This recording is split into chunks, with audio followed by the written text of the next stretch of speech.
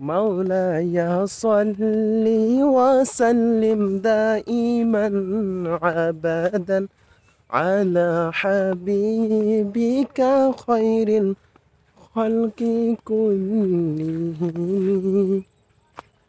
আসসালামু আলাইকুম বন্ধুরা, সবাই কেমন আছেন? আশা করছি সবাই ভালো আছেন। আমিও আপনার দয়ায় ভালো আছি, আলহামদুলিল্লাহ।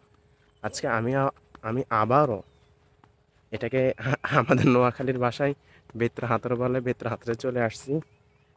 তো এখানে মোটামুটি এই যে এর আগে আমি একটা ভিডিও করছিলাম ধান ক্ষেত, ঠিক আছে, চারিদিকে সবুজ মাশাআল্লাহ। তবে তখন কিন্তু ধান আসতে ছিল না। এখন এ, ধান এ, ধান ধান আসা শুরু হয়েছে।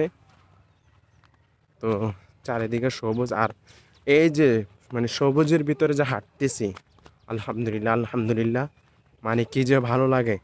এই সময়টা আসলে আপনার মানে খেতে দিয়ে বা আমাদের দেশ গ্রামে আমরা যখন হাঁটি, তখন বাতাসের সাথে আপনার এই যে ঘাসের ঘ্রাণ, তারপরে এই যে ধান গাছের ঘ্রাণ, আহ এটা আপনি এগুলা কোটি টাকা দিয়েও আপনি পাবেন না, এত সুন্দর ঘ্রাণ।